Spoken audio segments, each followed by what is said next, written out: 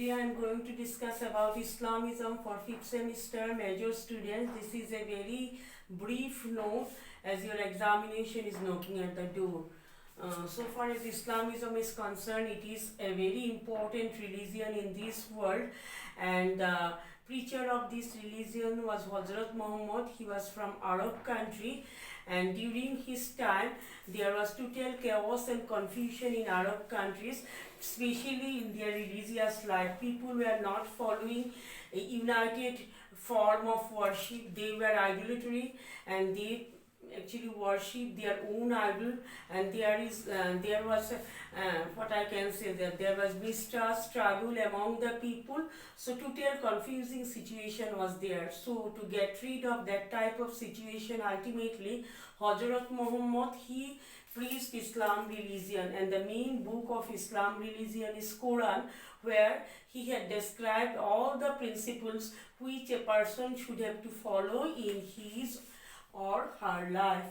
So Islam religion, it is a regimented type of religion, very rigid type of religion, and but it regarded all the people in this world as the children of God, and they termed it as Ummah.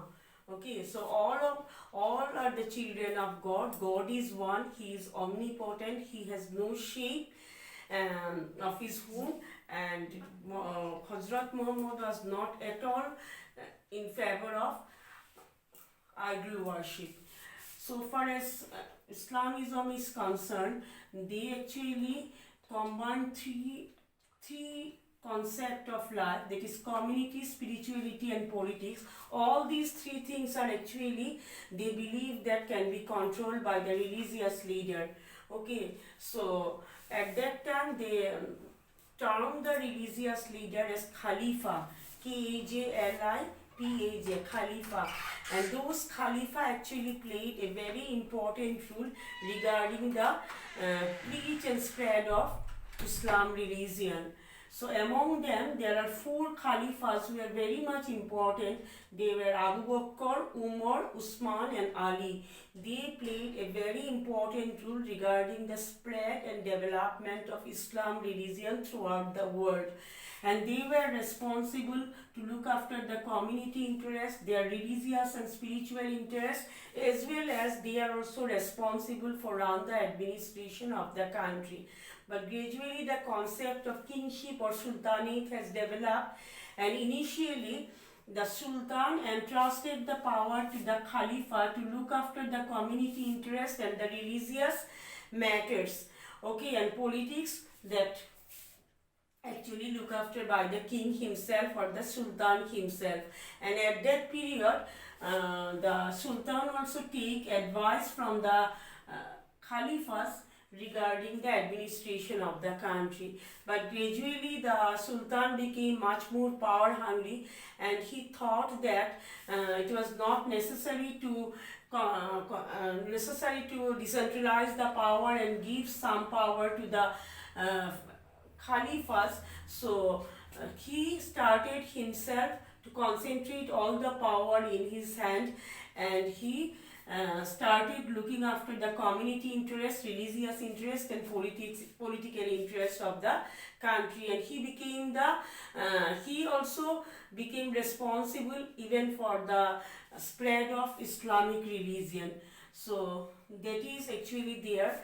And here you remember one thing, that it is a very rigid religion which regarded that Islam is the only religion in the world, and those who are disbeliever or those who do not follow the principle of Islamism, they should have to be converted even by using force.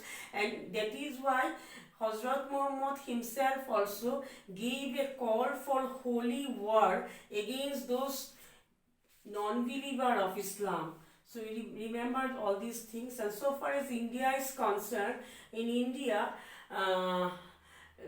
Muslim invaders, they have attacked India several times and they have established their dynasty, but they came from different places of the world. Some of them came from Arab countries, some of them came from Turkey, some of them came from that Mughal. So you remember one thing, that though all of them were following the Islamic faith, but their culture and tradition were not same. So all the sultan did not follow the same principle or treat the local people in the same way. But whatever may be the fact, in the initial period of Sultan dynasty, one political expert was there. His name was Jia al-Din Barani. He wrote his book known as Fatwa-e-Jahandari. In that particular book, he actually mentioned that king should be omnipotent, he should be all-powerful, and he should do anything and everything for protecting the Islam religion, and he should go for conversion even if necessary. He may use force also. So he was a rigid thinker, he was a traditional thinker, very conservative thinker, and he advised his king to follow this type of attitude towards the local people. But during the Mughal period, and especially during the reign of Akbar, he had realized that it was really difficult for the local people to follow the instruction of Shariat, and that's why he makes some compromises here and there and make the rules and regulations little bit flexible so that he can satisfy all of them.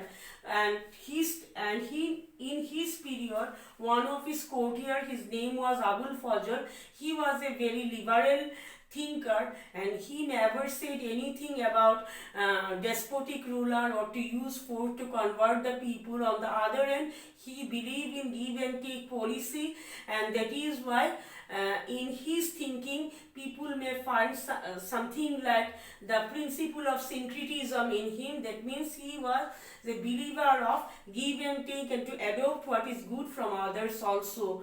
So in that way Islamism also came into India. So initially they actually put stress on Khalifa, give them responsibility to protect all the affairs of human life. Gradually the Sultan came into power, they have become much more despotic, and all of them, even the religious preacher and the king themselves also believe that those who are not following Islamism, they are not religious at all. So make them religious, make them Islamic if necessary, to use the force also. Otherwise they have also preached all the good things like to work for the people, to look after for the poor people, to help the poor people.